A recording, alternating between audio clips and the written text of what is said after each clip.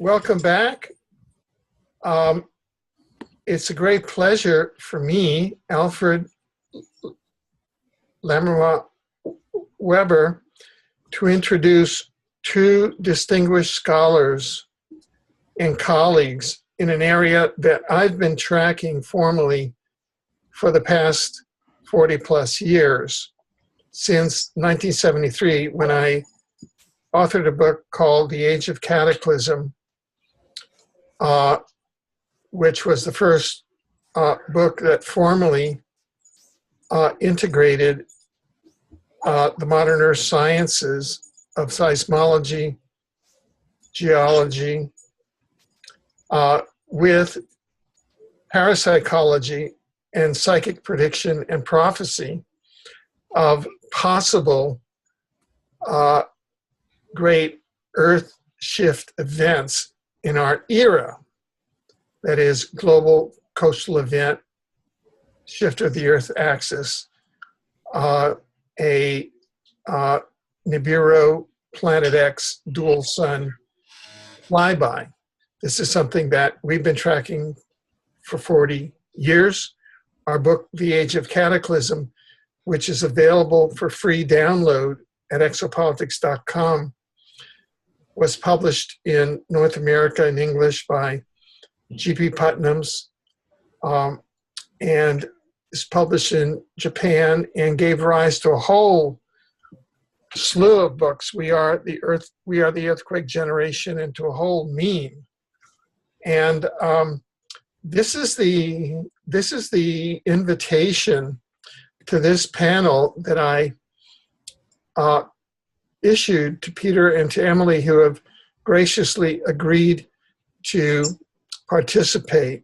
Peter and Emily, I would like to invite you both to participate in a panel on the issue of an Earth axis shift or Nibiru type event as part of our immediate future toward planetary frequency ascendance, with the blood moons of March 20th and September 2015 coming. And we just had an attempt by a Zionist Netanyahu prime minister, or hopefully former prime minister, just attempting to ignite a ritual sacrifice of humanity in World War III by an unprecedented aggressive war speech in the US Congress.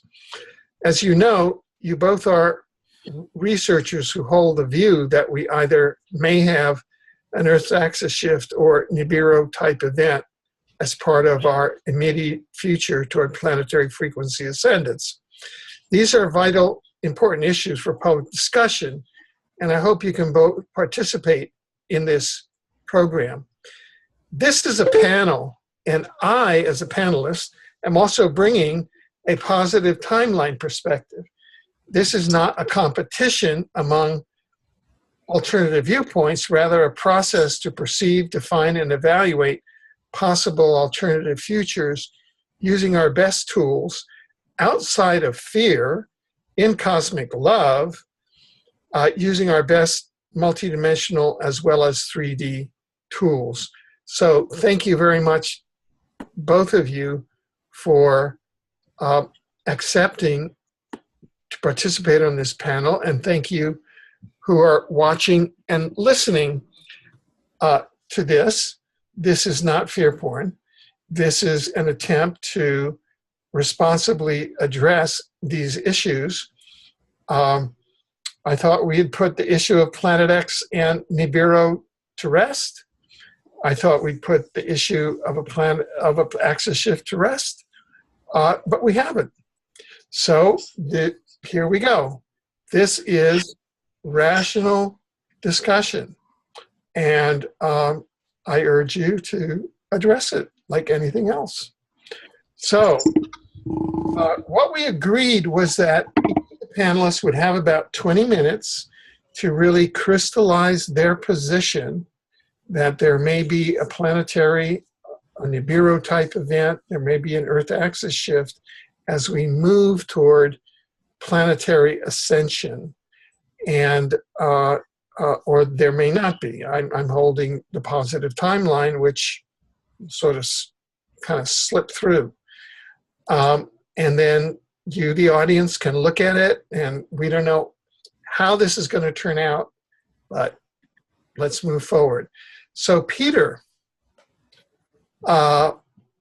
we are now going to start with you, and I will put on my timer here, and you have 20 minutes. So please lead us through your vision.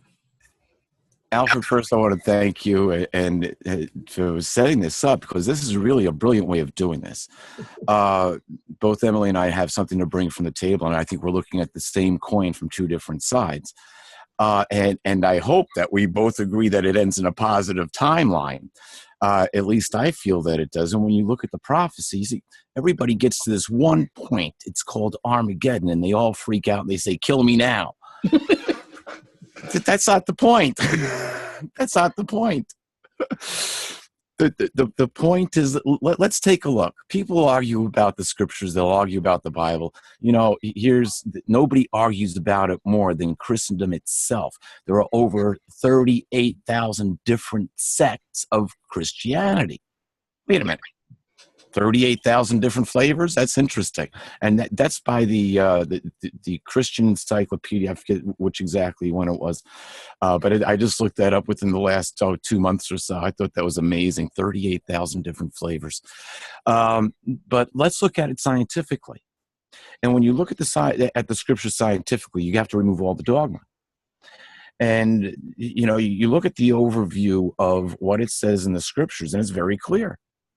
Says extraterrestrials put us here, more than likely interdimensional extraterrestrials.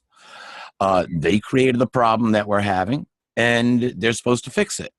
Now, when I say there are different factions here, because we also have a rebellion going on. That's why there's all these different gods.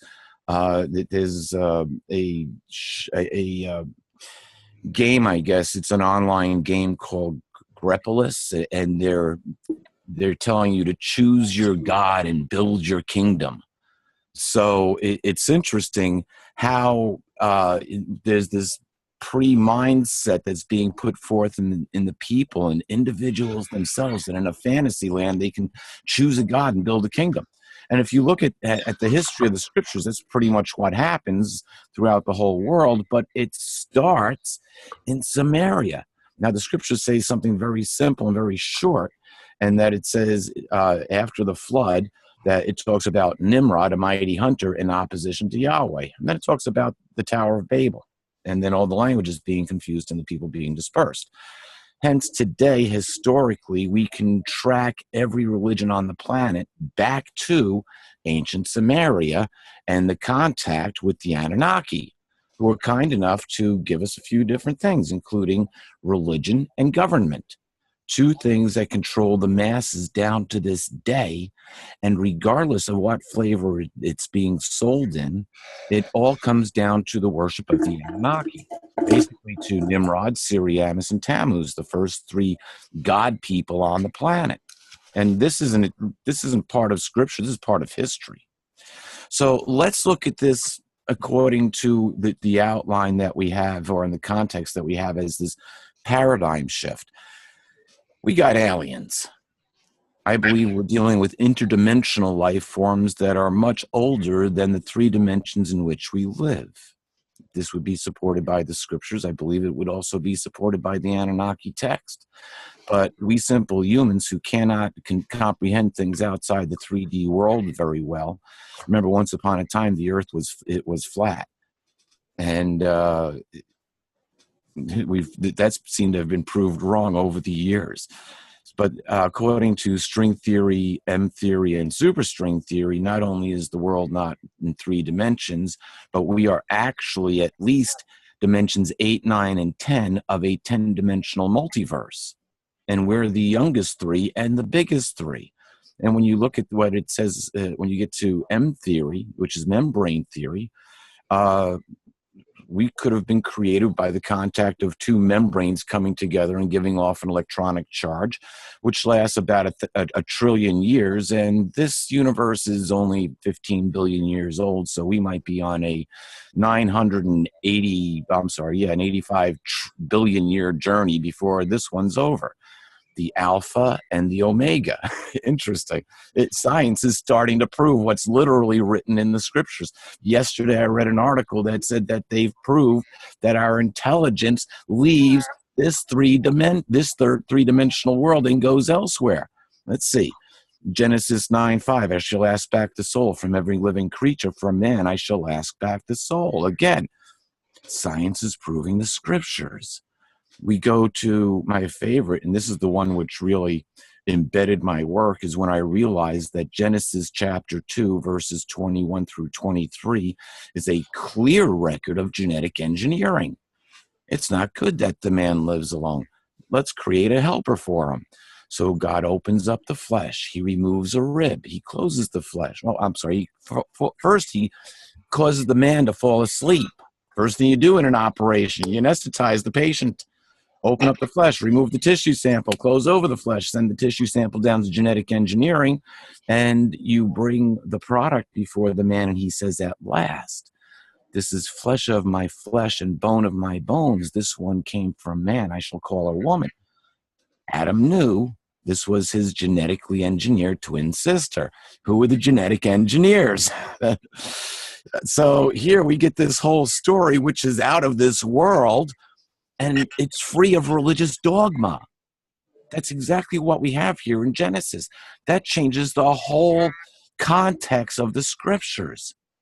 So now once we understand that we have a rebel, interdimensional, extraterrestrial, alien force in control of this planet, and you get the story, we have the story in the Gospels where Jesus is tempted by Satan. And the last time he says, if you do an act of worship to me, I'll give you all the kingdoms of the world. Jesus never argued, you don't own them. He totally agreed. As a matter of fact, in later texts, he said that Satan was the ruler of the air.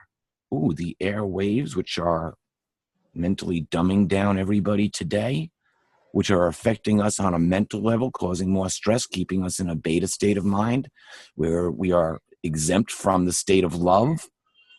We are in the beta fight and flight syndrome. At least that's where they want to keep us, especially when it comes to terrorism. Why? Why has nobody addressed Fukushima? And see, all these little things that are going on in the world all are addressing to keep us in that beta state of mind. Now, I mentioned Jesus. Let's go back and look at this for a second. Jesus' birth. A young Jewish woman is told by an interdimensional extraterrestrial by the name of Gabriel that she has been impregnated with the child of God. Have we heard that story in this century? Yeah. Not the child of God, but by extraterrestrials impregnating women. Now, I can't argue and say, oh, they're out of their minds. That never happened, but to them it happened. So let's just take it for granted that this happened. And we had a live human with perfect human DNA wind up being put to death, but he laid claim to this earth by that sacrifice. And he never started a new religion. He said, my kingdom is no part of this world. So it's a political issue. It's not a religious issue. So let's move on. Now we're talking about an an exopolitical issue to address it more, because we have different factions involved. We have the satanic faction, people saying, oh, come on, this is a bunch of religious mumbo jumbo. Really, where do 500,000 children vanish to off this planet every year and they can't be accounted for? Why is religious sacrifice now, a child's religious sacrifice, coming up in the news more in the subculture internet news? But you know what's coming up to the mainstream news? Child prostitution being carried out by the world's elite. That's coming online.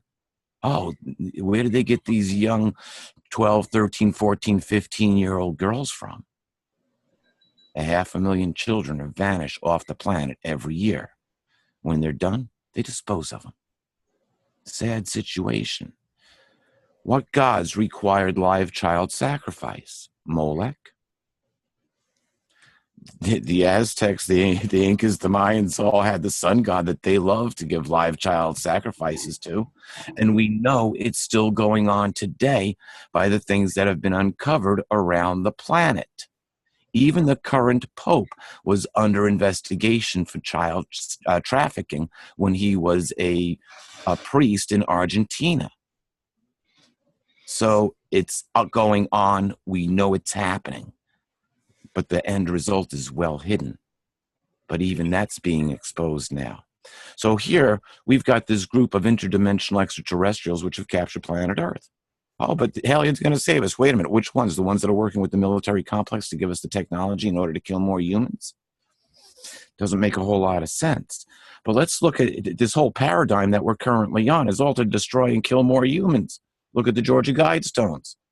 Keep Earth's population to under 500,000.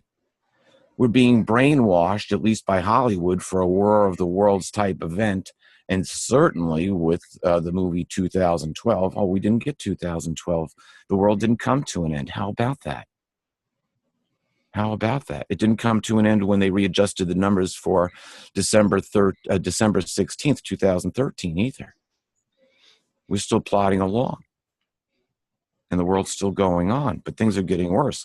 Nobody's stopping Fukushima. So we are definitely on a very difficult future. And what they're holding out as a solution is the 2045 initiative, nanobot technology.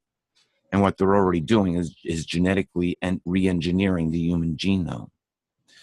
So when we get to the point where we can play God, one has to turn around and wonder, what have we done to this planet?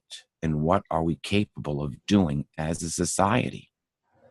As a society, what is happening to our society? There's reasonable explanations for everything, but people don't want to hear it. They'd rather tune into Who's Dancing with the Stars. Or they'd rather argue over, oh, no, Hillary might be the next president. Oh, well, it couldn't possibly be Jeb Bush. Come on. This is the best America has to offer? Please, what's going on here? And then I love Karen Udis. I thought her cheese had slid off her cracker until I examined this more closely. And that's Homo capensis, a species of alien or a species of more intelligent human that's subterranean, that's controlling the elite of the world. The big-brained ones, the coneheads. Where'd they come from? We've got their skulls. Do they still exist? See, there's so many unanswered questions. So what do we do? My expertise has always been in the scriptures, and I've studied the scriptures not through the eyes of religion and 38,000 different flavors of religious dogma, but through the eyes of science for the last 35 years. When I came across Zecharia Sitchin's work and he talked about a Nibiru, I was like, yeah, okay, come on. This didn't quite make sense. I started doing my own research. First thing I did was research the word Nibiru, which means crossing, like to cross the street, to cross the river, to cross over into death. As in mythology, you have to cross the river Styx, and that is the Nibiru. Now, interestingly enough, I say, well, we're crossing, we've got the progression of the equinoxes where now we're crossing the galactic equator. And I don't know, back at this point, I didn't have a whole lot of faith in a brown dwarf star going in and out of our immediate solar system. And I'm looking at this Nibiru story thinking the only thing that I know for sure is that we've got the alignment for the progression of the equinoxes. Now, something that I kept track of for years, since the early 1970s, was folklore about the katydid, a little bug that comes out somewhere around mid-July. It looks like a grasshopper, but it looks like a cross between a grasshopper and leaf. You hear it at night, and it chirps its own name, katydid. And the folklore was when you heard the katydid, it was usually like the hottest time of the summer. When you heard them start to chirp, it would be 6 weeks till frost. 20 years I followed them. They were right 95% of the time. Outstanding. It changed in 1998. Since then, they haven't been right 5% of the time. What changed? In 1998, something else changed. A significant increase in magnitude 5 earthquakes and above. And this is according to the USGS. Over the last previously 100 years of record keeping, there was a 500% increase in earthquakes starting in 1998, which hasn't stopped. As a matter of fact, it's only gotten worse. It's only gotten to the point to where, look at Fukushima. Now, that may have been set off by a man-made event, but still, that set off a total of over 17,000 different earthquakes that were recorded on and around the Japanese island. 2 years ago, there was an earthquake in China that measured 5.2. It wasn't just one earthquake. It was over 4,000 earthquakes in a week. The highest one was recorded at 7.2. The ground just never stopped shaking. And then you've got things like HARP, which seem to be passé nowadays, considering they may have space-based weapons that can do the same thing. So nothing that happens in this world surprises me, and you have to wonder who's at its heart of control, who's funding it. And then we look at things that are happening. We are definitely being steered to a negative, catastrophic timeline. I was in Kiev, Ukraine during the Orange Revolution. That's where I was told to write letters to Earth. You can't survive Armageddon. That revolution was paramount to 11, literally. After the revolution, it was recorded that more marriages were performed in Kiev during the month of December than any other month in history. And 3 months later, or I guess the next month, January, there were more pregnancy tests that were given in Kiev than any other time in history. And when literally, I used to rent a flat or an apartment that you walked right out onto Independence Square. That's where everybody would meet. You know, it was the middle of Kiev. This last go round in 2000, last year, when it went hot in 2013, right after the 10 days of Mandela, people were being killed literally outside my front door. What a change. And this all tied into the BRICS banks. Putin and the BRICS banks were being formed. And now another Malaysian airliner gets shot down is shot down and is blamed on Putin. Oh, wait a minute. Is this because they're forming the BRICS banks? Interesting. We've got all these things that are going on which are steering this, and so we are being led down the path of this catastrophic timeline. However, the Nibiru event, what is this? Talked about by the Anunnaki. And then you go to Revelation, and well, actually there's 6 scriptures which talk about something that is going on right now, and that is the tetrad blood moons. But what makes this one unique is the full and partial solar eclipses that are taking place at the same time as the tetrad blood moons, all on Hebrew holidays. That's what makes this unique. And we've got, or important Hebrew days. We have a full solar eclipse coming up on the spring equinox, which is also Nisan 1. 14 days later, we've got the next blood moon on April 4th. So we're still in the middle of this. What does all this point to? You get to the final application in Revelation. It's in Revelation, the 6th chapter, the 12th through 17th verse. And it talks about an event where the sun is darkened and the moon is turned to blood. It looks like the stars are falling from heaven. There's a great earthquake such as the earth has never had happen before. Island groups and mountains are removed, and the elite of the world look for shelter into the rock masses and caves. And it says no matter where they look, they can't escape the judgment of the one seated upon the throne. So this event is directly tied into an extraterrestrial event of the return or the coming of the King of Kings and Lord of Lords. Now, what makes this so important is this one thing. Should we have a Nibiru type event? It will depend on the love that we show toward each other, which will separate us from the rest of the people who are panicking in fear because their lights won't turn on. You see, that's probably going to be the biggest situation, is the loss of technology.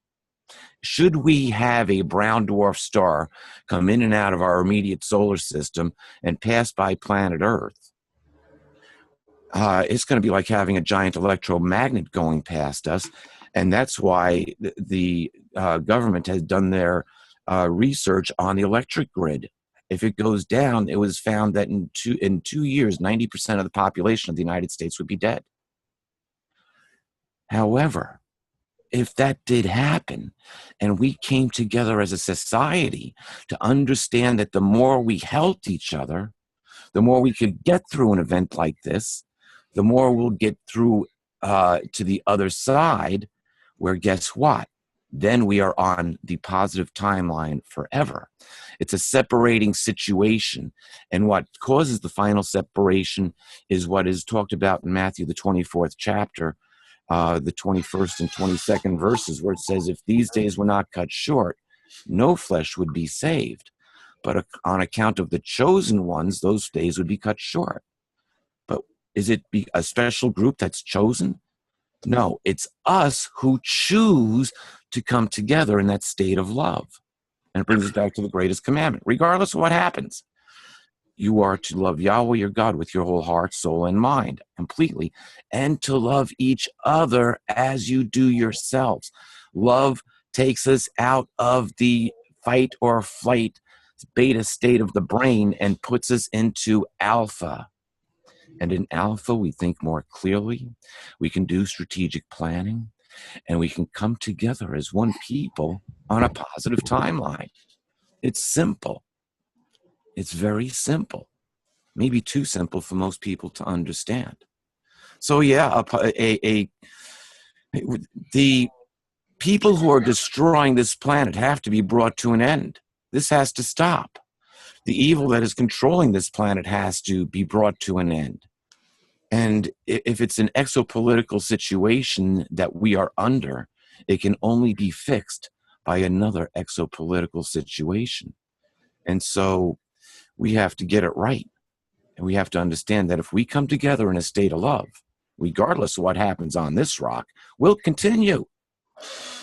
And we'll continue on this rock. That's why it says the meek shall inherit the earth. Not going to be sucked off in a rapture.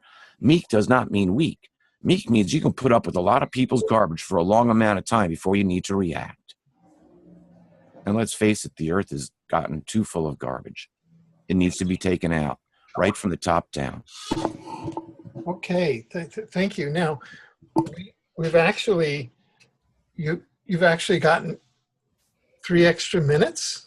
Okay, fair enough. So do you feel that you need some extra time? I think I wrapped up the point, Alfred. You know, we're in a state of change here, and we're being driven toward this catastrophic timeline by the elite of this world who only want their favorite 500 million people left. Okay. And Fukushima is pure evidence of that. Between that and the 2045 initiative, hey, if you don't have the money for a new nanotech body, what's going to happen? The result of Fukushima. Yeah. Okay. Paradigm change needs to happen. That's the catastrophic line. So now we got to get the mental capabilities of moving to a positive timeline, and that takes love. Love for each other.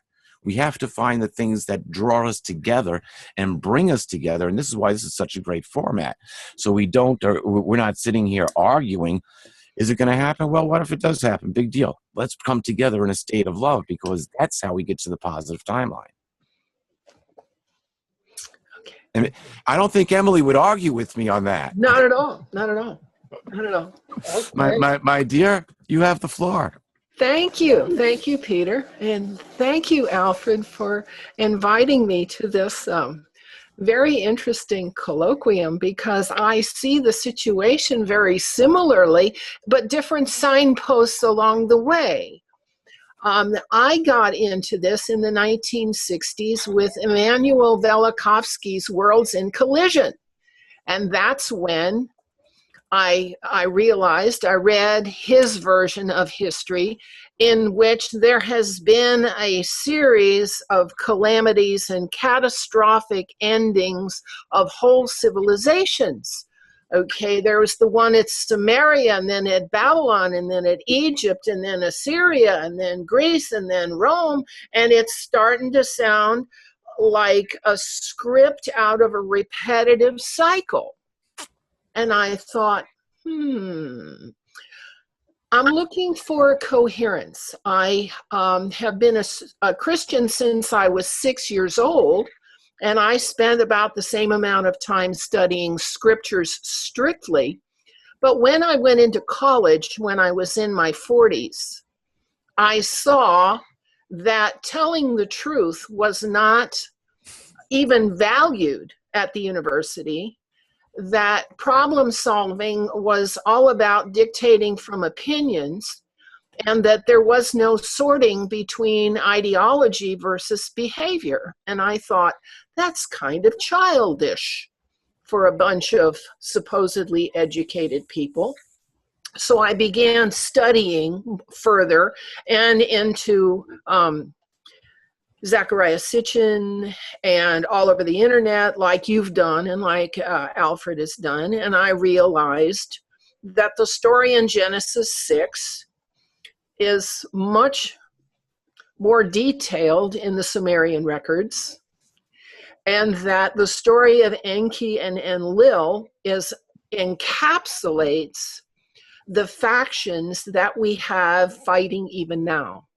And so since my graduate work is in conflict analysis, I'm looking at the processes and how the processes have come down to us from the Anunnaki, okay? And they operate in three factions. They have those who are exclusive, they're called the Mardukian faction, who live by the Emerald Covenant Treaty that was drafted after the Lyran Wars at the Galactic Center. The founders drafted the Emerald Covenant Treaty in order to protect, quote, 4 white races from being preyed upon by the Alpha Draconi principally. And in the Emerald Covenant Treaty, only the 4 white races are considered valuable enough for consideration, and all the other races are part of the landscape. And I said to myself, no, there's no God behind that treaty, that's for sure. Okay, so that's the Mardukians, and those are the ones who are at war to rid humanity of the useless eaters, of course. And then there are the sectarians who are looking for purity, who are following the satanic point of view, is that there are only certain politically correct ideologies, and if you don't fit in, you have to be culled. So they cull one at a time, okay? Whereas the Mardukians cull whole cultures, kill off whole cultures. No, the Satanists are cherry pickers, and they take people out of their culture who no longer fit or are considered pure enough or right enough to remain in their culture. And then the third faction I found among the Anunnaki are the followers of Nanar, King Nanar, and his father Enlil, who was a son of An. And Enlil is the one who introduced was responsible for giving the law to Moses. And the Mosaic law is all behavioral. It doesn't care what you're thinking about or how you're thinking. It only cares about what you do and what you don't do, okay? If you look at the law, and I made my own copy. And I took the 613 mitzvot and I stuck it in a text file and I organized it, like a woman cleaning out the closet. And I put all the same stuff together and all the different stuff apart. And I came up with 254 principles. And they're designed, every legal principle in the Mosaic Law is designed for the same outcome, a good outcome. A good person doing a harmless act gets a good outcome. A disruptive person or a harmful person causing harm is disrupted, corrected, and put back on the path to doing good. So there are some good outcomes that are caused by doing something that is good, and there are other good outcomes that are caused by avoiding doing something bad. But it's all set up to create good outcomes and a thriving culture. It's behavioral. It's totally behavioral. So what that led me to do was to separate ideology from behaviors. And I noticed that the law was very legalist. And when Jesus taught, what he taught was doing the law isn't enough. You have to also police your intention. And so his covenant was about our policing our intentions with regard to our behavior. Okay. Then I noticed in Scripture, I noticed patterns in Scripture that are really valuable. For instance, there's 7 covenants in Scripture. Most people don't even think about this, but I enjoyed thinking about it. The first one was with Adam for stewardship. Did we ever fulfill that one? No. The second one was with Noah for survival in treacherous times, the flood of his day. Okay, and now we're facing the same sort of threats today, treacherous times in which people are literally being eaten by ETs, just as the Nephilim were eating people. So today people are being eaten by ETs. Are we acting to save and preserve and spare our people? No. The third covenant with Abraham was he had to take his tents and his flocks and his riches and take off into the distance. He had to mobilize. But to make this even harder, he had to keep track of everything he was doing. He had to journal. He had to be literate. He was the first literate society under a new bloodline relationship with Yahweh. Okay. Adam didn't have to be literate. Noah didn't have to be literate. But Abraham had to be literate. That was the next step, to keep track of all the begats and all the sons and grandsons and kids and genealogies. Okay. The next one, the fourth one, was Moses, who presented the behavioral laws to the people for the first time. Okay. And they were different from the laws of Enki and the Canaanites around about. Okay. Enki taught and still teaches, and he's still alive today, the laws of occult belief. Okay. For Enki, everything is one, and your reality is an illusion, and as above, so below. We hear these beliefs all the time coming to us from the New Age people, and they lead to passivity. They lead to a state in which no one takes responsibility for any outcome, because everything is okay. It's all according to my astrological chart anyway, right? All right. Astrology teaches passivism. Okay. So that the fourth covenant was about law. The next thing that happened was the diaspora, when Jerusalem was torn apart and the 10 tribes migrated all over Europe. Okay. And I have a wonderful book by an Israeli, Yar Davidi, who traced where the tribes went. Okay, it was published in Israel a few years ago, and I followed that book. And what we know is that Israel and Judah diverged at that time.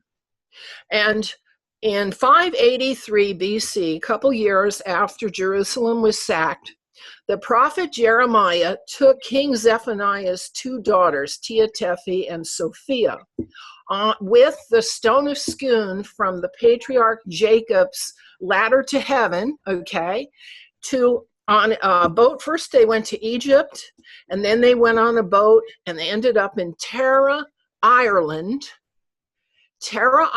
where they established a line of Judean kings in Tara, Ireland for 1,000 years until about 400 AD, when the stone of Scone was taken by King Fergus to Iona, Scotland, and after that, when King Columba had helped the Celtic community there to survive and flourish, and the stone of Scone was taken down to London. How many people know that our actual history of the seed of Abraham is that the seed of Abraham ended up in London, England? Almost nobody knows this.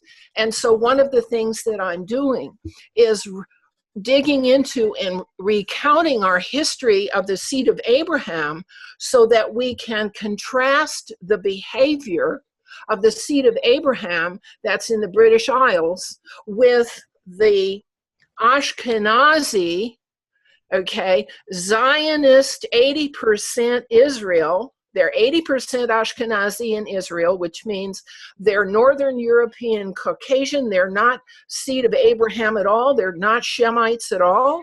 So you have this behavior going on in Israel, and you have this behavior going on in the UK. And it all works from the perspective of the conflict between Enki and Enlil among the Anunnaki in the first place. We have a completely coherent set of events being triggered over and over again. Now, what did we get from the Anunnaki? We didn't just get agriculture, and we didn't just get government. We got hierarchy. We got monarchy, okay? The Anunnaki have been a monarchy for 1,000,000 years. And their way of doing it is reflects on us today, because now the followers of Enki are the Zionists and the New Agers, and the followers of Enlil are the people who are stubbornly holding to the laws of Moses, stubbornly holding to the faith in Jesus, who is supposed to be returning to fulfill the kingdom of God promise. So we get to Psalm 37. Getting to Psalm 37 is the whole point, as far as I'm concerned, of the scriptural record, because each time the civilization has crashed, you know why it crashed? Because the fiat debt system of the Anunnaki hit its mathematical limit. And so, of course, it crashed, all right? And what do when it hits the mathematical limit, all right? The bankers fund wars in order to lower the population, because that decreases the number of claims against the banks themselves. That's why the bankers fund wars, to get rid of the people who want their money. All right? And it happens over and over and over. Now, when Alfred told me that we were on a positive timeline, I had to go into some deep prayer about that. I really, what is he talking about? And this is what I was told.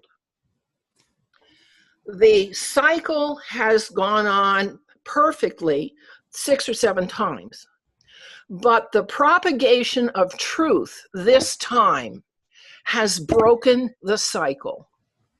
There are so many people who are so disgusted, who realize that the conspiracies are true and the lies are everywhere, and we're literally confused out of our minds, distracted out of our minds, that we're not going to have the same repetition of the same outcome that we had before. And that's what the positive timeline means. We're going to get a new outcome this time. And the more people who become aware, the more positive the timeline is going to become. Isn't it wonderful how coherent it all is? I just love it. Can I agree? I need to take a breath. Yeah, so it's the broken banking cycle that precipitates the bankers' wars against the people to reduce the population, so they start over with a new fiat debt cycle. Next time, I hope not. I hope not. I don't know what the outcome will be exactly, but I do know that so many people are seeing the results of bad behavior. Ideology really doesn't matter a whole lot. You know, whatever thoughts we've got clanking around in our head bone just really don't matter much or mean much except to our own manifestations. But you know what the heck? What matters is our behavior.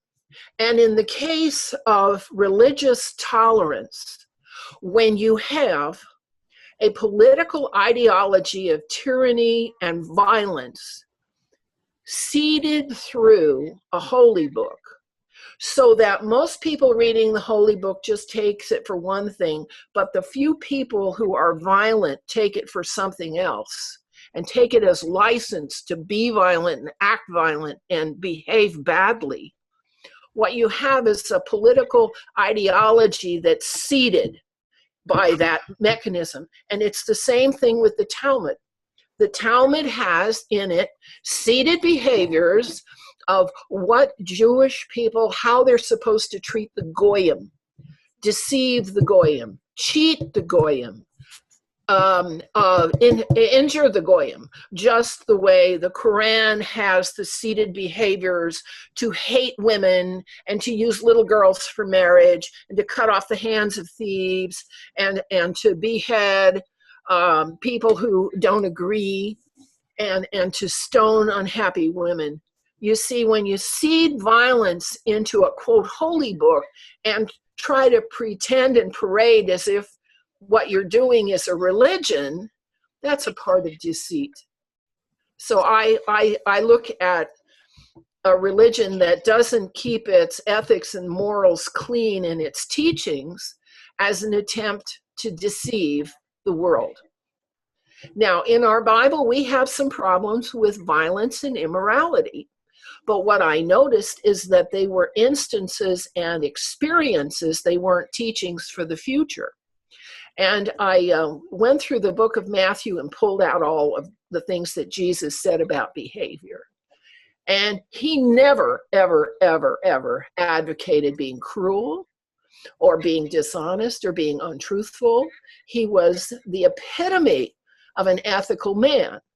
The problem with Christianity turns up in the epistles, the Apostle Paul, where he says, but you don't have to pay any attention to that. You don't have to worry about what's lawful. You don't have to worry about that. The Jesus giving over his life covers over everything and you can do whatever you want. Maybe that wasn't what he meant, but that's the way a lot of Christians have interpreted what he said about faith being more important than works. And so what we have in mainstream Christianity today is the church that's sleeping through a lot of the things, the covenants that we were supposed to have mastered by now and failed. Okay, the fifth covenant was the diaspora, and the sixth was Jesus' teachings that behavior had to go all the way to intention. It wasn't just an empty gesture, that it had to have meaning. But the seventh covenant is the Sabbath of God and the fulfillment of Psalm 37. And so that's what I'm looking forward to out of this whole mess. Somehow that is going to happen. And since the problem exists over our heads, the solution will come also over our heads. We can't fix this ourselves. That's where I see where. Okay, good. So you've gone just a little bit over the the 20 minutes, but still, you haven't mentioned the word axis shift, and that's what our conversation led to. Okay, now, all right, axis shift I can do in a matter of a couple of minutes, or even less, okay? When you have a piece of clay in your hand and you're making it into a ball, and you're rubbing it around like this, you have to rotate the ball 90 degrees every once in a while in order to keep it round. Otherwise, the equator becomes much too large and the ball starts to wobble. And so we have to have an axis shift every once in a while because we already have an equator that is much larger than the diameter going around the poles. We need an axis shift. Now, I don't know when it's going to happen, but we need one. Okay. Now, what is Psalm 37? For the meek themselves shall inherit the earth, and they shall find their exquisite delight in the abundance of peace. I see. Peter knows that one, but this is the one that holds me together. But that's why I said meek doesn't mean weak. Meek means you put up with a lot. Yeah, you put up with a lot, and you're not going to be told what to think.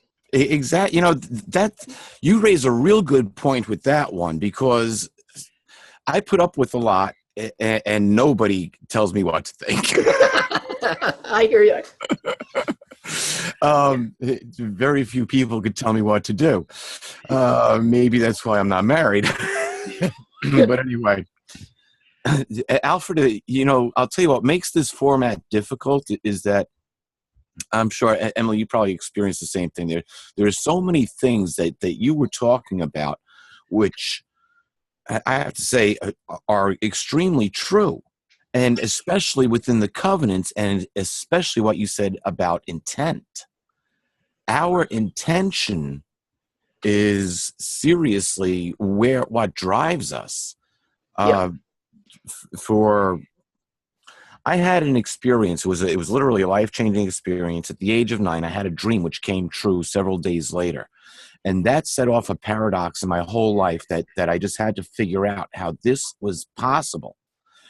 And after basically a lifetime of contemplating, doing all the research to all the sciences that I could possibly come up with to understand, it all boils down to, I actually put a formula together, but it's the power of our intention that starts off. What is your intention? Yeah. If your intention is to do X, whatever X may be, depending on how passionate you are about that's the second part, our passion, and how loving this change will be for the people that you want to see it for. The outcome is important. Yeah, that is what turns the fantasy into reality. Now, the Anunnaki are still associated with this planet. They consider us their property, as you can see from the Georgia Guidestones. I agree. And so their, as we call it, karma is combined with ours, and we are reflections of what they are. We have the same factions they are, the same divisions that they have. We have the same hierarchies they have. Okay, our lives are a lot like theirs. Exactly. That's why exopolitics is so important in understanding all this, because it's not just, the reptilians and grays and, I know exopolitics because I know that there's several different species. No, there's a whole government behind what makes this work, and it started outside the third dimension, not inside the third dimension. They are literally our progenitors, our cousins, our relatives who live in another frequency with different laws. We're the babies of the family. We were meant to be the star children of the third dimension. And we can't just write them off. We can't just write them out of the equation. Well, we will the rebels. They're out of here. Now, it's Al's time. Yeah. Now, just to follow through, Emily, on one point, you had mentioned when we were talking before the panel on the issue of the axis shift that if humanity was not able to resolve its intents, its conflicts without violence and war, then the axis shift, according to your opinion, would occur in order to depopulate the planet. Is that? I think the axis shift is a physical necessity that will have to occur in any case at all, just for the planet not to get into wobbling. But of course, the architects and engineers of the planet who have changed the skies over our heads so much in the last couple of years, and who have created these climatic changes, are also the ones in charge of when that axis flips 80 degrees or 90 degrees. And so I think they're in touch with humanity to the extent that they will minimize the damage, but the axis shift just simply has to physically happen. Well, let me. If I just might add, Alfred, I just got an article today that Inuit elders have approached NASA telling them that the Earth is having an axis shift. Yeah. Their sky is changing. Yeah. So this might be happening now, but what's causing it is a different situation. Yeah, here we have Inuit elders tell NASA Yes. its axis shifted March 8th, 2015. Yeah, today's March 11, 2015. Yeah. Wow, time is flying. Yes. It shall be speeded up in the last days. Yeah. The Inuit tribes are indigenous people who live in the Canadian Arctic, Greenland, Siberia, and Alaska. Their elders have written to the National Space, to NASA, to tell them that the Earth's axis has shifted. The Earth elders do not believe that carbon emissions from humans are causing the current climate changes. The Inuit elders note the change in melting glaciers, deterioration of seal skin and burns on seals, disappearing sea ice.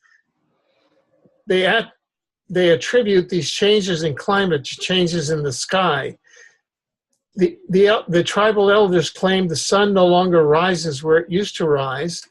The days heat up more quickly and last longer. The stars and moon are also in different places in the sky, and this affects the temperatures. This is a population that relies on the placement of the moon and stars for their survival, as they live in total darkness during part of the year. The elders say they can no longer predict the weather as they have been able in the past. They observe that warmer winds are changing the snowbanks, making their ability to navigate overland more difficult.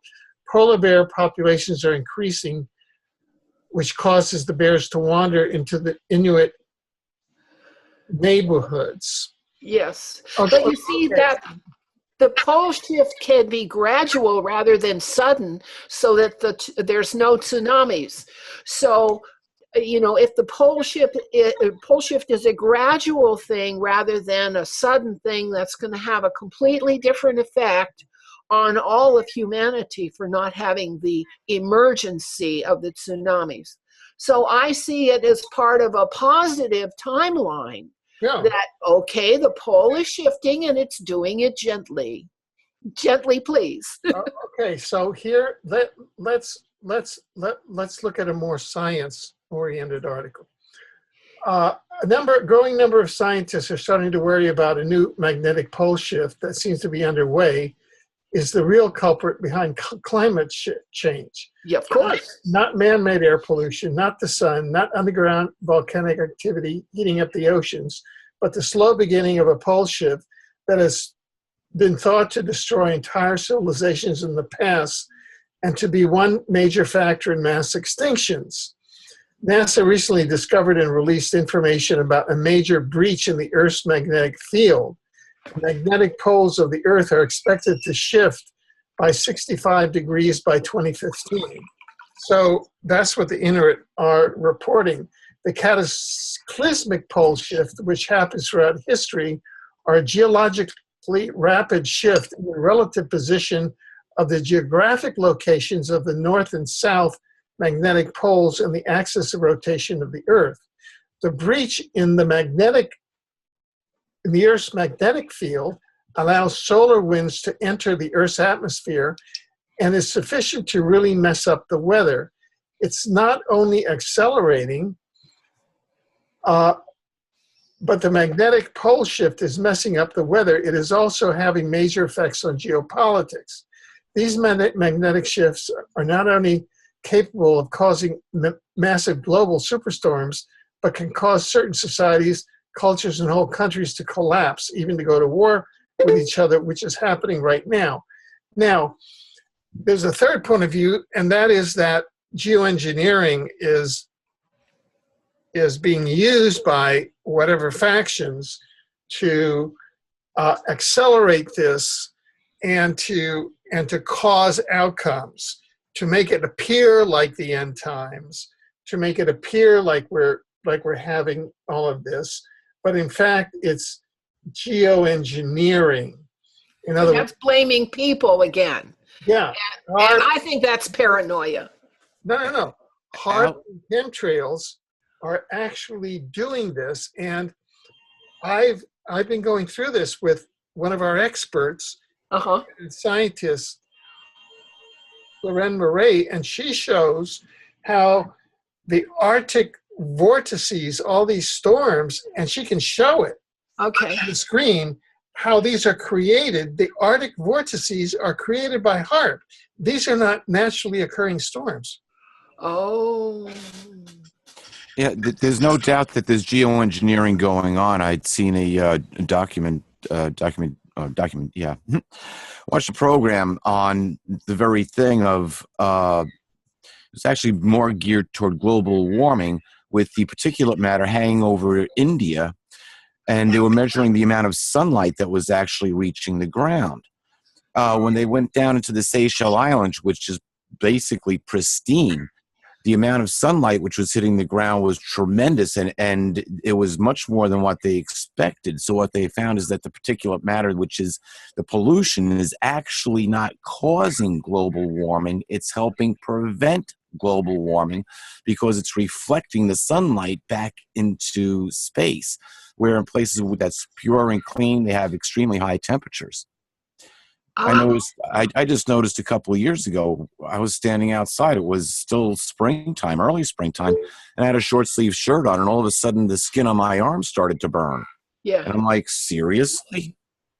Well, that's not the same sun in the sky that the NASA SOHO-LASCO satellites have been photographing for many, many, many years. We had a sun switch several years ago.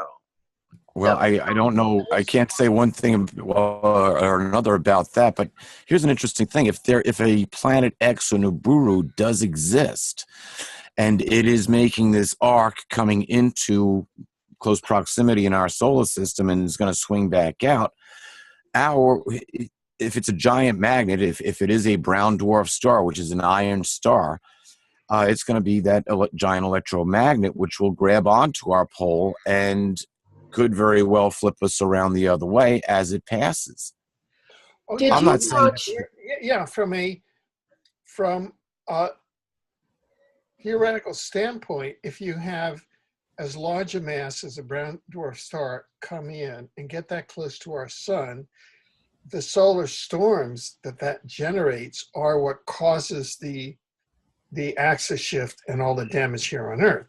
However, it causes a lot of things, though. We have at least a couple of groups on Facebook, which people are happy to join. We have deconstructed all of the materials that Marshall Masters and others have put out. We have our own experts, and they've shown that the closest star to our solar system is 2 to 4 light years away, and that there is no brown dwarf anywhere near our solar system. So that thing. So let's go over to the pole shift. Now, what we're talking about in the pole shift, as far as I can see here, are 2 possible causes. One is what's mentioned here. That is that there's evidence, both from the elders who I trust, that they say that there's a pole shift going on. And the stars and the moon are in different places. The sun is no longer rising where it used to rise. I'd like to find out more about what you're saying, Emily, about how we've had a sun switch. I've never heard of that one before. Well, and my planetary image gallery has been showing the evidence of what has happened to switch us from a solar system into a solar cluster starting September the 26th, 2011. And if the people who are taking pictures of the sun now are showing us that this sun we have isn't square, I mean, is square, it's not round, it changes shape, it's got background around it, it's a technological sun that's attached to a dark matter landmass swaddling around our planet. Just recently, there was an article that was describing the dark matter swaddling band around our planet. And I have a couple of graphics that show how that works. And the reason the engineer hyperdimensionals have taken our planet in hand and moved it out of the larger solar system into a solar cluster is that, and the astrophysicists have been talking about this for a long time, the larger galaxy has been going outward, expanding outward for so long that it is about to collapse, and we're getting out of the Milky Way galaxy. We're heading straight down south for Orion. Now, most people don't look at the sky anymore. What they do is they look at their star sims on their computer. But the Inuit elders are still looking at the sky. And if you're looking at the sky instead of a computer simulation, what you're noticing is that Sirius, the dog star, is becoming dimmer, dimmer, and dimmer. And Orion constellation is getting larger, larger, and larger, so that we're physically actually moving in a different direction from our old orbit around Old Sol. And this new little techno-sun we have is very hot UV sun. As Peter says, it burns the skin, and it only covers a narrower band around the equator, which is hotter, but the two poles can't be reached, so they're both freezing hard. Okay? Emily, I can't verify anything that you've said, but I will tell you this. The other night, I was out. We were going out to get a pizza, actually, and I was looking outside. I wasn't driving, so I was looking out the car window up at the sky, and I looked up, and I was like, I had to look up again. I was like, I can't believe how big Orion looks tonight. Yes! It's huge. Yeah, unbelievable. Well, then. Yeah, so it's like, I when you say that, I'm thinking, wait a second. Yes. Wait a second. Alfred, I think what this comes down to is that we need to be prepared for something and stay out of the realms that are controlling this planet. May have more to do with us being on a positive timeline than any of the natural events which we might be facing, whether the alignment of the equinoxes or the passing of a brown dwarf star or even a pole shift. When we look at this, I think we really have to look at a Nibiru event and look at the situation and also include the fact that we have warring alien factions that are battling over the right to the future of planet Earth and the human race. Okay. Well, I don't go there because I can't shake their hands, but I've taken picture of that brown dwarf star 100 times since it showed up in our airspace. And it is a dark matter star, so it's transparent to our view, and it changes shape all the time because dark matter is very plastic and pliable. Oh, I've got hundreds of pictures of it up on Planetary Image Gallery. It's a beautiful thing. So what you're saying, Emily, is that, let me try to get this straight. And I just have to bring this out to the readers, to the audience, that Emily is an extraordinary being, and I just have to bring this out. She has set out here the evidence and the proof that that her father is King Edward VIII, who is actually, there's a very good argument that he is actually the legitimate heir now to the UK crown. So I just, you're dealing with someone who has thought things through. So I want to, now, you have made some assertions here that are pretty wild. So They're wild, yeah. I kind of want to back up a second, okay? Whew, wait a minute. So you have said that some universe architects, which I will grant you do exist, okay? Yeah. And people can go to my book, to the Omniverse book. You can go to www.omniversity.info, and there's a book there, The Dimensional Ecology of the Omniverse. So I'm willing to grant you that, okay, from a scientific perspective. There are universe architects. Yes. Okay, number one.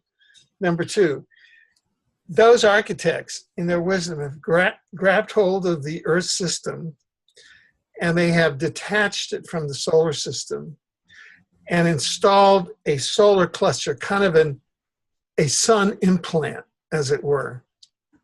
Is that it? Yes. Well, it's embedded on let's say we have a tire, and where the valve is for the tire is on the inside of it, and that's where this solar technology is. And our planet is a beach ball that's rotating inside of this tire, where this little techno-Sun is giving the impression, okay, that that we have days. Okay, good. So this, I can tell from my other research, could be standard operating procedure when you want to move a planet. You because they have moved moons before, they have moved planets before, and this is what the universe architects use when they want to move a planet without scaring the horses. Yes, and they wrap it in a torus and have the planet spinning, and they head off in another direction. Okay, and then there's a third thing, however, and the third thing is that they've even preserved the brown dwarf thing, so that all the prophecies are still in motion. Is that it? They've grabbed hold of the Earth, and they're moving it someplace with a sun implant, with this kind of a thing. But they also have imported a brown dwarf. No, it's embedded in the other side of the inner tube. Okay, you've got the valve on one side where the sun is, and on the other side of that inner tube, the brown dwarf star, which is dark matter. It's transparent matter, and what it is, it's an energy generating body that's amorphous. No, okay. Now, in science, you always ask why. Why are they doing this, and what's the purpose? The purpose is the brown dwarf star provides the energy for the life forms that are on the torus, and the little techno-star provides the energy for the sphere inside the torus. Okay, but what's the purpose of we're fleeing the Milky Way. What has happened when the torus wrapped around our planet, which was in the beginning of 2012, the added mass of that torus plus our planet dropped us through the gravity well of the ecliptic of the old soul. We just simply fell through the floor. And that's when we're headed straight down for Orion, which is directly under us in terms of the galactic ecliptic. And so we are falling as fast as we can, trying to get off the ecliptic of the Milky Way before it goes into collapse, which is in 53 years. We have to get out of its way. And we're going to make it. Why is this not common knowledge? Well, the scientists know that the ecliptic has been expanding and expanding and expanding. What science? I don't hear this anywhere. The universe is expanding. We've been taught that since we were children. No, I don't hear the case that you've just made. Well, they're forbidden. Anywhere but from you. That's right. And you won't, because they wouldn't dare. They wouldn't dare talk about it. They'd lose their jobs. Remember Harrington? How long did he last? You know, scientists are getting knocked off. The microbiologists have gotten knocked off. But isn't it a happy thing to tell the Earth, look, Earth, we're about to be destroyed, but the universe architects are coming and they're speeding us away toward Orion. So just relax and enjoy the ride. But you see, our leadership is paranoid. And so they have another view of a happy event, and they're scared to death of it because somebody's messing with us and they're going to get us. And you know, paranoia plays real well. That's why they spent $3 trillion building underground bases. You got it. So it's all paranoia. Well, of course it's paranoia. So when you had so what was the significance of the 1971 reported DARPA chronovisor probe that Andrew D. Basiago, the chrononaut from DARPA, said that he, in 1971, along with others, viewed the U.S. Supreme Court building under 100 feet of water in 2013. But we're on a different timeline now. I understand that, but that's where we would have been if we had stayed on the same timeline. I got it. And supposedly that probe was what triggered Nixon, who was the president then, to start spending the $3 trillion building the underground bases. Yeah. But then what happened is that the adults in the universe came and just said, look, we're just going to pick up this thing full of cats and move them because they're just, you know, a bunch of crazy people. But why don't they just tranquilize us all? You know, like when you're moving cattle, seriously, you put them to sleep and you move. Well, we're here for the experience.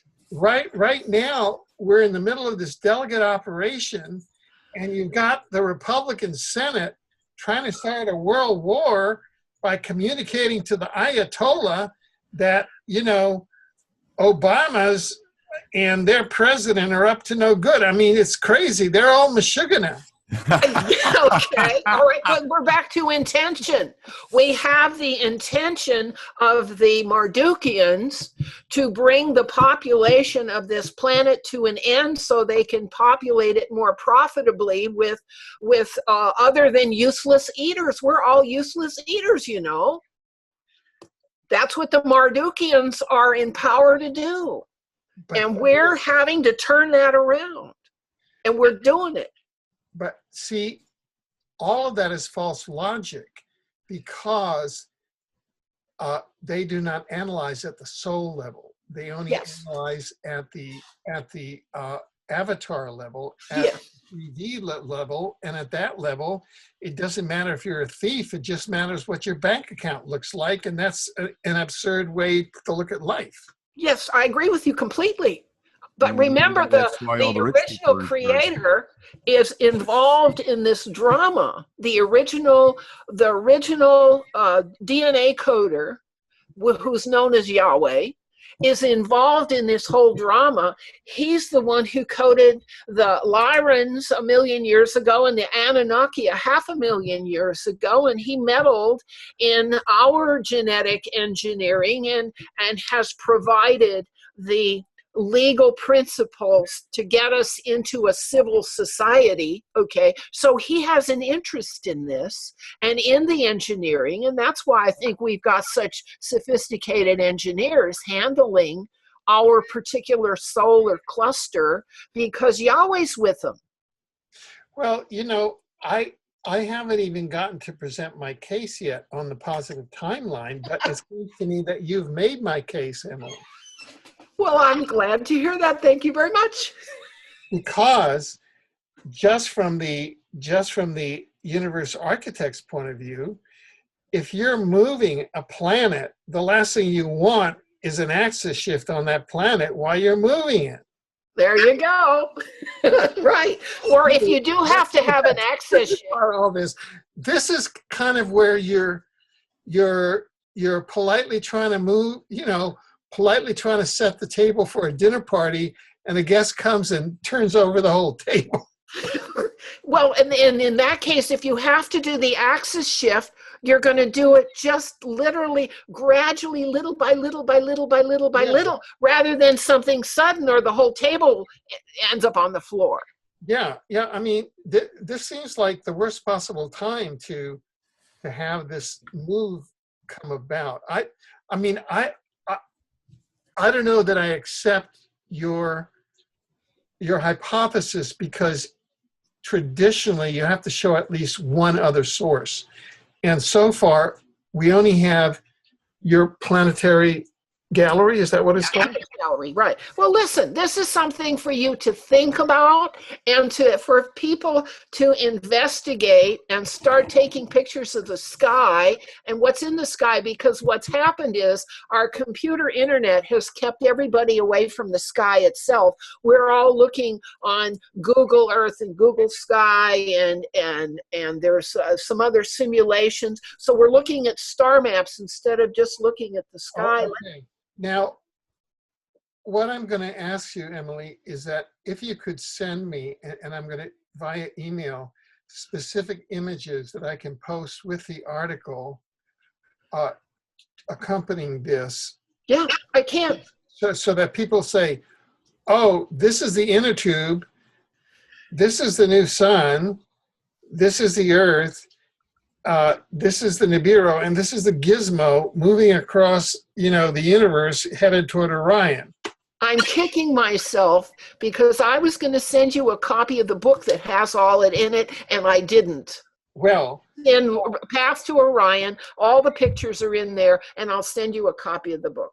Oh, okay, good. Now, what this reminds me of is the story of Nibiru, because Nibiru supposedly is a planet, at least one story of Nibiru that I've heard is a planet that was part of a solar system of Sirius B, and the Sirius B solar system ascended, and Nibiru planet was left behind, and it's been kind of alone there, and then it was captured every 3,600 years by our solar system, and so they have been riding in space, and they're trying to hitchhike on our ascension, on the ascension of our solar system. Yes. So I'm saying that there's all these competing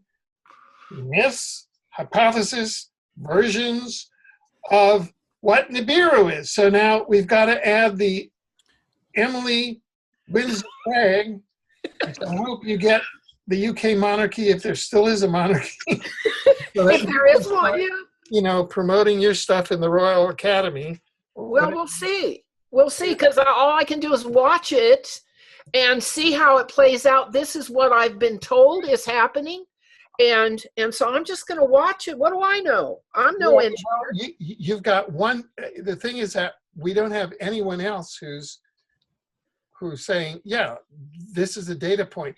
Can you point to any other piece of evidence? Well, Yellow Rose for Texas on YouTube has videos of NASA screens coming off Soho Lasco, and she takes this theory even further.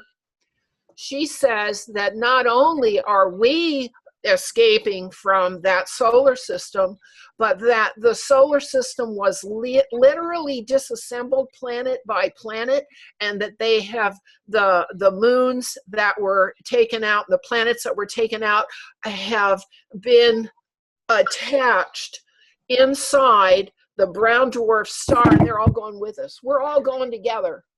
That's what she says. Yeah. Yellow Rose, could you send those links so that we could attach it? Absolutely. This panel has expanded. Talking about an expanded universe, has expanded a bit. And I've got plenty of pictures to show you. Okay, Peter, could you please weigh in here, because this thing has just sort of taken off here. You know, I'd be happy to, Alfred. Scientifically speaking, I can't support anything that Emily said. However, that's not to say that what she's saying is untrue. Something is going to happen. Something has already started happening. And we've done several interviews just pertaining to the purely hermeneutics view of everything that's going on, which is just mirroring biblical prophecy when you look at it closely. As a matter of fact, we just kind of fulfilled one and started another with what happened with the United Nations actions last September. So this I can track. I can track each prophecy as it's coming down. And this brings us to the one in Revelation, which has to do with the tetrad moons, which we are in now, or the moon being turned to blood and the sun being darkened. Now, the exact mechanism that is being used in order to cause this paradigm shift isn't actually talked about. It's just we're told that these are signs of when this shift or when what's going to happen is going to happen. So we can expect something to happen, at least on a social level.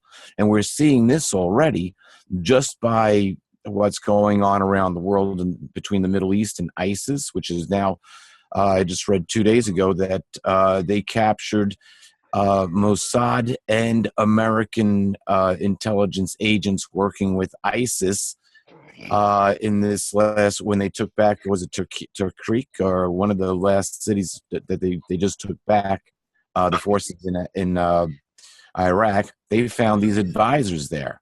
Yeah. We knew that right from the beginning. And this, we've all tied back in, and we know that they're there. So there's an evil control which is going on, and we see it constantly every day. It's you can't trust. Yeah, and so in a lot of aspects, I have to agree with what Emily says. That this one, I can't prove that we're being hauled out of the area. But what I do know, and what all circumstantial evidence leads us to, is that we are in for a change. Interestingly enough, Arthur C. Clarke, one of the few people, or I say science fiction writers, that I could sit down and read one of his books in a weekend. Boom, done. It just all sinks right in. But in his movie 2001, A Space Odyssey, and 2010, we have, 2001, we get the birth of the star child. David Bowman becomes a new species. In 2010, what we see happen is that the United States and Russia are ready to go to war, and Jupiter is turned into a second sun, and we are given a message, and the star child is now watching over humanity. Believe it or not, that fits biblical prophecy closer than anything coming out of the church. as when the paradigm happens, it's not that it's all bad and it's the end of humanity. No, it's the enforcement and the reinforcement of the positive timeline, which we're now being aware of that it exists. Now, why is so much against all the media, all of what the world rulers seem to be doing, especially our own Congress? Why are they trying to embroil us in a world war, either in the Middle East or with Russia? Look at the economic situation.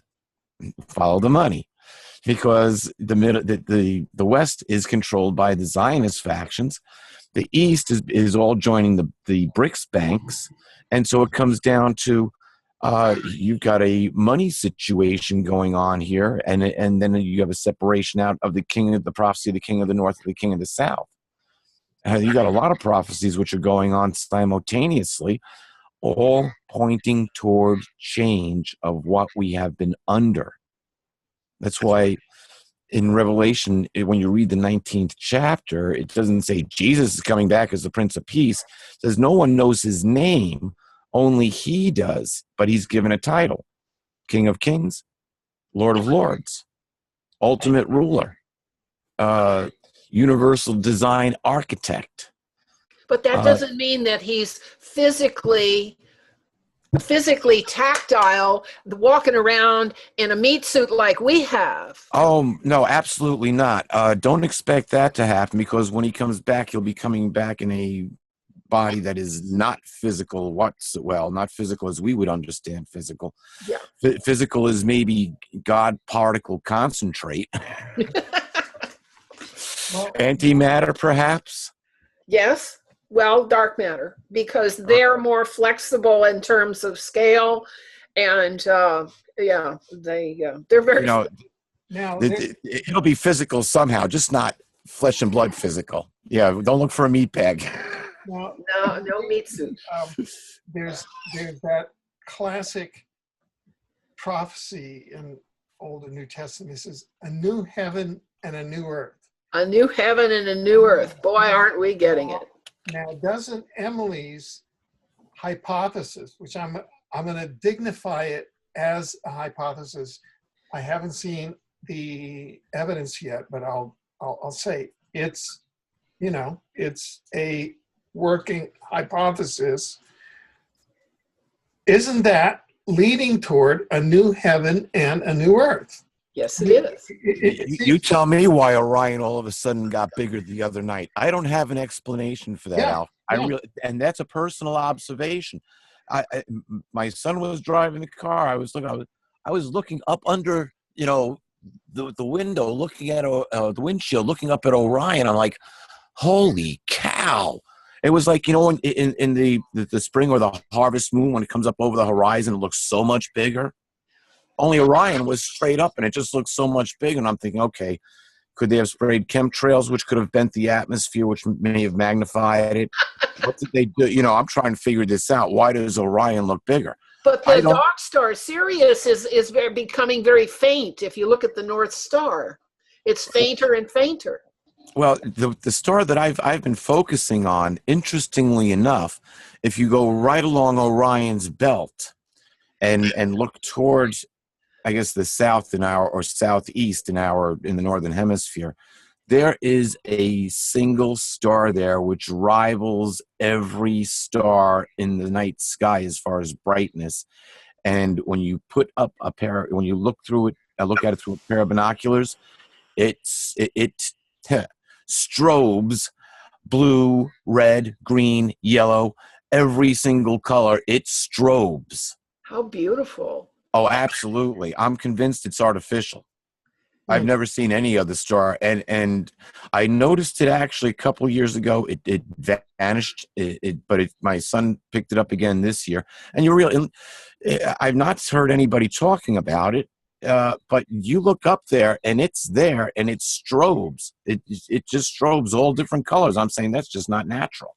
Okay. I'll send you a section of PDF file that describes this change to you, Alfred. Yeah, just that section with the pictures that are. Yeah. I'll do that. right after this panel, because I think that we'd like to have that accompany the panel in the article so that people will at least give this theory a chance. Otherwise, they're just going to think I'm crazy. Well, now think of the irony of this planet of 7 billion, mostly quarreling know-nothings that think that they know everything, being dragged halfway across Earth to get them out of the way of the Milky Way. All I can think of is the U.S. Republican Senate trying to start a world war by knocking down their president in negotiations to try and stop nuclear. I mean, it's just like... Has it gotten to the point of being ludicrous? I'm sorry? I said, has it gotten to the point of being ludicrous? I mean, like it's like beyond comprehensible. And the guys from Arkansas taught journalism at the University of Arkansas. While Bill Clinton used to do his jogging rounds around the house where I was staying, so I kind of know that culture. We have the biggest watermelons in the world. Sure, brag about your melons. Yeah. Alrighty then. And, when Rockefeller and his cowboy boots, well, I sired Bill Clinton, so he's my boy. Oh. Think about it. Anyway. Yeah, okay. Now, okay. So this is very interesting because if this is true, now I understand both where our friend Arthur C. Clarke, I had the privilege of watching 2001 with Arthur C. Clarke at the Unispace conference in Vienna. Wow.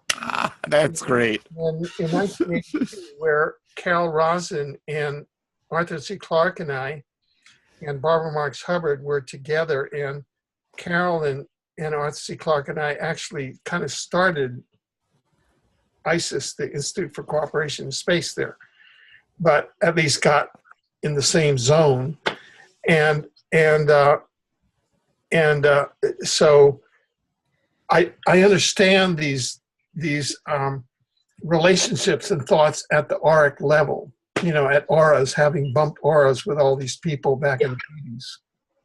But they can't talk about this because they're in their paranoid space where whatever happens to us, it has got to be bad. And so they can't just say, well, look, we're being set free from a danger to our whole planet. We're on our way somewhere else. No. Yeah. And the U.S., the whole of the West, including the U.S., is the product of the Illuminati, which was founded in 1775 by a Jesuit in Bavaria, Adam Weishaupt, and the second chapter of the Illuminati was founded in 1776 at my alma mater, Yale, under the rubric Skull and Bones. It wasn't founded in 1832 as the Brotherhood of Death. And so their whole trip is to make everybody else compartmentalized and paranoid. So all of America is just compartmentalized and paranoid. Absolutely. I understand. They're all brain jammed. Everybody in America, except those who've taken great pains to liberate themselves, I have found to be paranoid and brain jammed. Thank you for saying that. And that's the beta mentality. That's where the fight and flight response is in the beta feed. And that's where fear lives. And so when they can keep us in that realm of state of mind, you can't connect back to Yahweh. You can't connect back to the celestial beings. You cannot connect back to each other. When you move out of that, and it is, boy, Alfred, I spent a long time trying to figure this out. In the book of Malachi, Malachi 4, chapter 4, 1 and 2, it says, the day is coming that is burning like the sun, and to the wicked and the presumptuous, they will become like chaff, and they will be burned up, and neither root nor bough will be left to them. But to those of you who have respect for my name, to you the sun, S-U-N, of righteousness with healing in its wings will make you strong like young fattened calves, and you shall go like make you strong like young fattened calves who go forth pawing the ground. In other words, bulls that are ready to go, young bulls that are ready to go breed and battle other bulls. So, so how does one event have two different outcomes? Well, in order to have respect for the name of Yahweh, you need to be able to pray, which automatically takes you out of the beta and puts you into alpha, where we also experience the state of love, the greatest commandment, to have love for Yahweh your God and to have love for each other. It takes you out of the beta, puts you back into a state of alpha. Bye-bye, everybody else. You guys have a good trip. We're staying here. So, and you see, by following the progress of the covenants that I talked about, you move from stewardship to survival to literacy to law to intention. You know, you've mastered civil behavior, and you've mastered the ability to get along with other people. So the time for the climax of this creation comes with a judgment that says, you know, a lot of these people are good people. They deserve a good outcome. And I'm not going to speak to what happens to the people who choose not to accept the lessons along the way. But those who accept the lessons along the way get the good outcome. Could you list those stages? I just want to make. Okay, the first one is stewardship for Adam. Yeah. The second one is survival for Noah. Right.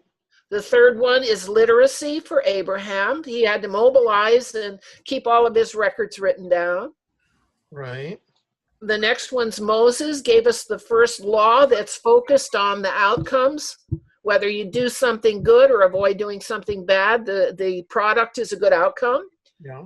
The fifth one is diaspora, moving around in the world, being able to mobilize. The sixth one is policing your intention as well as your behavior. And that's Jesus, right? Yeah. And the seventh one is the great Sabbath of God, which is where we're going. Time for a break. In the new earth, the Sabbath of God.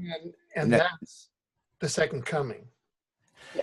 I wouldn't necessarily call it the second coming, Alfred, but I would call it a paradigm change.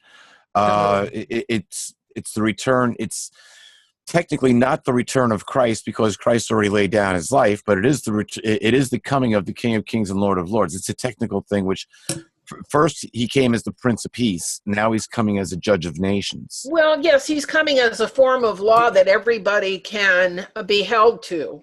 Yeah, it could be held accountable to. Held accountable. On and off the planet. Yeah. That's the important part. And it's on and off the planet. It's not just off for the planet, us. We can only use maritime law because there's no assumption of trust in maritime law. But on planet in community, we ought to be able to use Brehon law, which is the form of common law that was brought up and cultivated during that 1,000 years of peace from 583 to 400 AD under the kings of Judah in the British Isles that nobody knows about.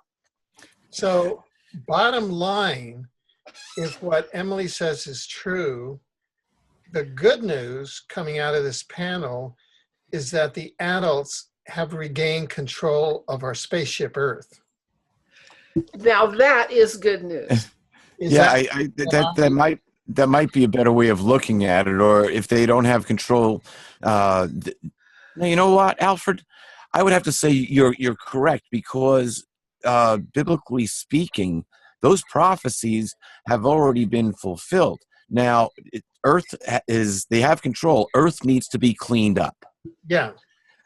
What has never happened before, and the whole purpose of this is to bring us right back to the first covenant of the prime directive, or what I would like to refer to as the prime directive, which started us out.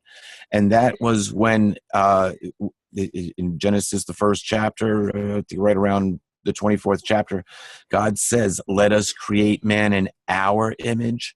Right. And so he creates the male and female, and then he says, have in subjection the fish of the sea, the wild creatures of the earth, and those the creatures that fly in the land, and all things that produce seed are good for you as food. That has never been carried out, and that was the prime directive. And that's what we're coming around to. Yes, and so it's the reinstallation of a paradigm which will bring us to meet the objective of the prime directive, which is the trip that we're going to be on here pretty soon, immediately. And regardless of what they try to do for World War or anything of that nature, it's not going to work. I think you're right. Yeah, it's not going to work. Now, we might be facing something that seems awful cataclysmic, but as long as we remember to stay out of that paradigm of fear and get into that actual state of love, that alpha love, so we care for each other as opposed to battle each other. Okay. That's where that's where the transition comes in. Those people that can make that shift are the people that continue on in the positive paradigm. And everyone can make that shift. Everyone who's aware that that's what's necessary can make that shift. This is just amazing. This is just amazing. I didn't expect this out of the box outcome to come out of this panel. I mean, I'm still waiting for second source verification. Okay. But you've given some second source verification, and what Peter just said regarding love is a key thing. I myself experienced it today when a person sent me this, what I thought was, one of these put downs. He sent me a message saying, "Why are you still around?" And I saw that. It was so cute. And I wrote him back saying, I guess because like you, God, the same as you are around, God loves me. And so we went back and forth, and it turns out he wrote back saying, please excuse me, I was diagnosed paranoid in 1998. I'm sorry I said that. Yeah, it was really sweet. And because I responded with love and said, God loves you and God loves me. I don't know if that's why we were around. He came out and said, I'm sorry, I was diagnosed as a paranoid in 1998, and that's why I sent you this bizarre message that looked like it was negative. But love is the answer. Love is what gets beyond that duality. Yeah. So I had a lesson today that was in just a small interpersonal interaction, was the kind of the macrocosmic lesson that we're talking about here. Yeah. Okay, and it all comes around. What goes around comes around. We're coming around again to a validation of life itself on this planet, because we know the skills we need. We need stewardship, we need survival and literacy and law and the disciplining intentions, so that we can get to the great Sabbath of peace. Alfred, I'd like to say we're going to see the extinction of the human race, simply because the race is coming to an end. It's over. What we are going to see replace it is the birth of the human family, because it's in family where love comes.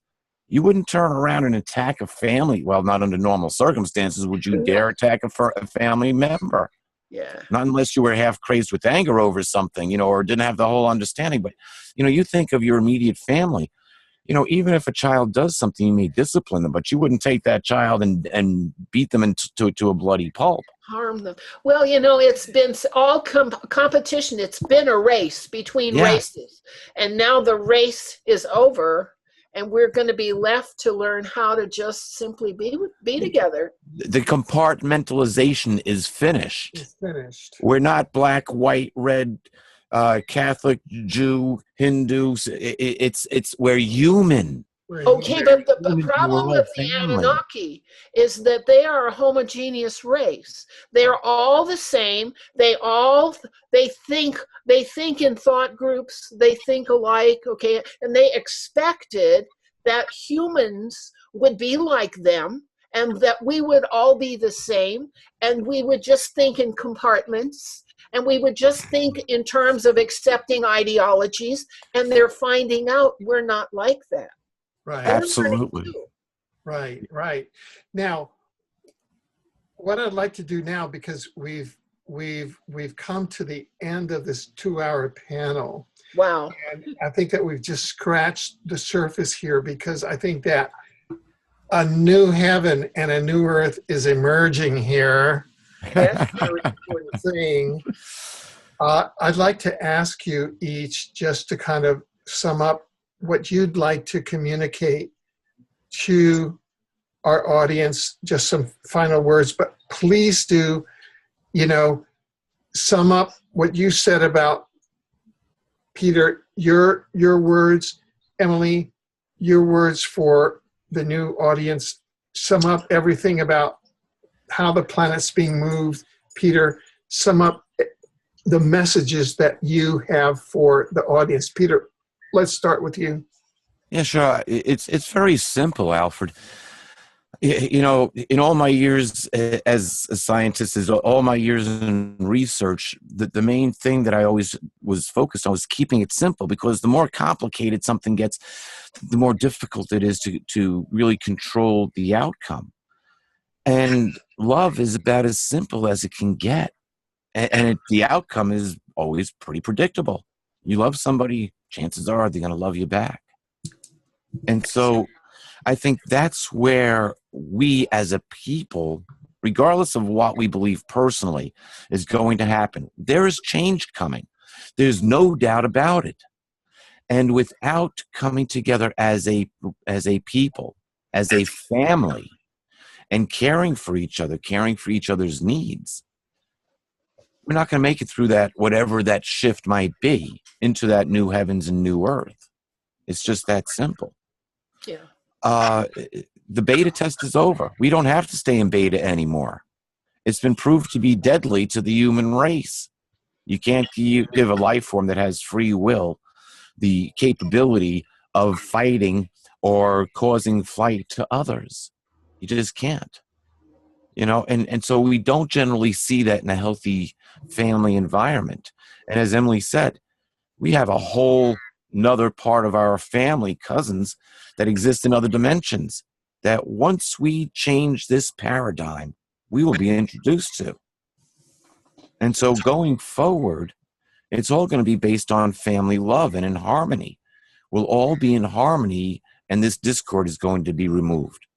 Exactly how it's going to be removed, it's difficult to say. Is there a new Nibiru event in our future? Could very well be. Something will change to end the negative control of planet Earth and put us on, or keep us on, that positive timeline. From there, we have a fantastic future. Total restoration of the Earth back to the original prime directive design, and better yet, total restoration of the human genome back to perfect prime directive design. And once that's accomplished, there's a lot of planets out there that are just waiting to be seated with the human children of Yahweh. We've only just begun. That's why it says in the scriptures, in the beginning, God created the earth. So once we've gotten back to that state of perfection, the universe is our oyster, and we're the pearls to go seed it. So that's the whole prime directive, is to just be able to reproduce. Every healthy woman born on the face of the earth is born with over approximately 400,000 eggs in her ovaries. If she used one a year instead of one every month, she'd have to live almost 500,000 years to raise all those children. If we were perfect and didn't die, What a great system to populate planets across the universe. But we have to get through the paradigm shift first. And that's going to take love and caring. As Jesus said, you will know my brothers by the love they have among themselves. That's the Christ consciousness. And that's what it boils down to. So I'll say love and blessings to two of the most favorite people I spent time with tonight. Thank you, Peter. And to, of course, all of our audience that is listening. And I hope that everyone can take away a positive message from this. Regardless of how dark things get, there's a positive future waiting. There's a positive future waiting. Yeah.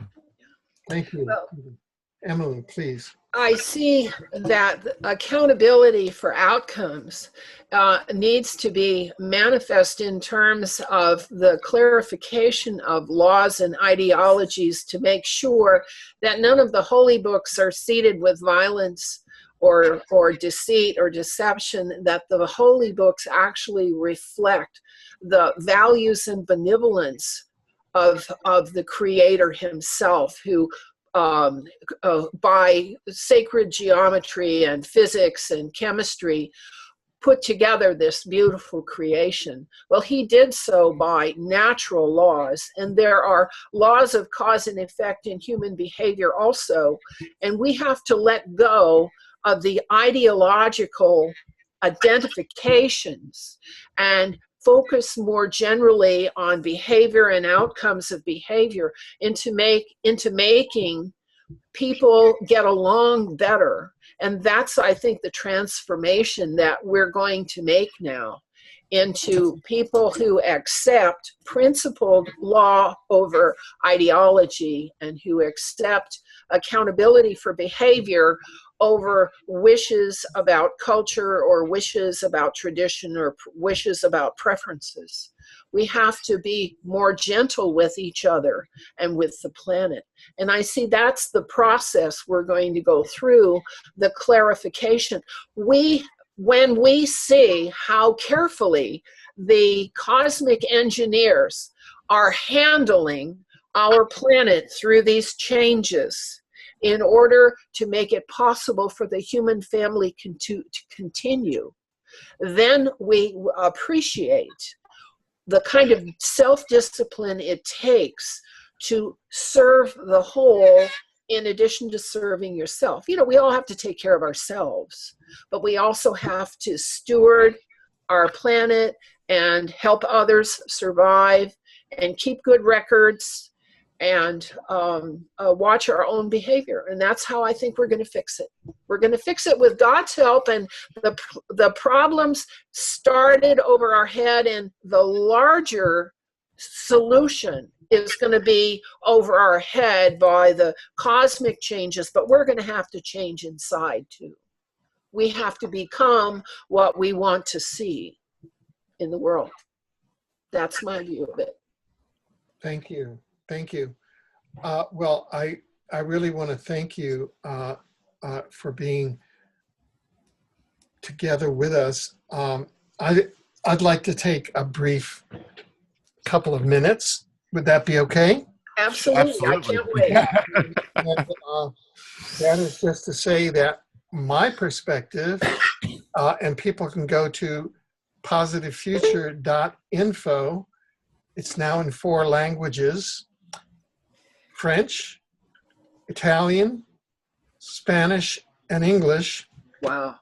And it's very simple, because what we've done is that there's an equation which has emerged from the data, and it's an interactive equation where positive future equals positive timeline plus unity consciousness. And unity consciousness is the consciousness that we are one, as opposed to duality consciousness, which is I win, you lose, which is sort of what fuels the catastrophic timeline. Yeah, zero. And so here you have the interactive synergy between a structural element, and that is that we're on a holographic positive timeline, which came in around December 21st, 2012. Some people have different dates. All of this has to be changed now with all the new architecture, where possibly that's when the mechanisms started to come in and we started to be moved, with the new, and now, and by the way, a new sun and a new brown dwarf is all part of it. So we don't have to be scared of the dual sun anymore. It's just part of the inner tube that's moving us to Orion. If that's the case, I mean, that's just a hypothesis. But hey, I'm a 5-planet Gemini. I like to travel. Hey, let's try it Orion. I'm kind of like, what's going on here? Let's move on. So, I'm also a wanderer, so I might as well wander over to Orion. It's much better over there. The grass is always greener on the other side of the fence. Isn't that what they say? Yeah. Yeah, so there are all kind of reasons why we can say, hey, folks, relax, sit back and enjoy the voyage. Just pretend you're on a great spaceship and we're traveling through outer space because that is what's happening. Pretty much. Yeah. It's not like we're in control of anything more than our own destiny or our own lives. We cannot control this planet from spinning or traveling to wherever it's going. However, I think this is the most important thing that anybody could really take away from this, is to live our timeline in unison with the desired outcome. If your timeline, your personal timeline, is reflecting that beta state of mind thinking of fight and flight, and you're ready to go to war and do whatever you're not going to have a long future. But if you reflect that alpha love, now you're on the positive timeline, and that's the only one that has any real future to it. So we need to take action. We need to choose to be loving stewards, loving, caring people, a loving family of this world, and we'll have that outcome. If we choose to be as careful as the cosmic engineers are being careful in husbanding our planets through these changes, I think we'll be all right. Yeah. If we're as careful as they are. If we change our time, if we choose to change our timeline and live in harmony, how could we not? Yeah.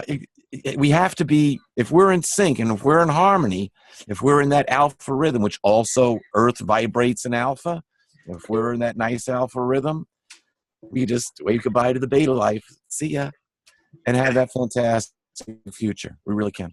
Very, very well said. Well, I want to thank you both again. Thank you. And I'd like to ask you, please send me either via Skype or Facebook or... Give me 15 minutes, okay? 15 minutes. Yeah. Just send as many links and as much information as you like, because we're going to include all of that as context in the article that will accompany this very excellent panel, so that people will have time to consider this, look at it, think about it, because the concepts that have been introduced here are really, it takes a lot of time to really, and sort of, I had no idea that this is where we were going, but it's very exciting. I'm looking for, hey, I feel like I'm on the ferry that just took off from Vancouver, and we're headed over toward Vancouver Island. Yeah, we're headed out. Okay. I've been on that ferry. Oh yeah, great. Okay, I'll get you all that material. Okay, good. And thank you very, very, very much. I'd like to give you each the opportunity to just tell where people can reach you and see your main work.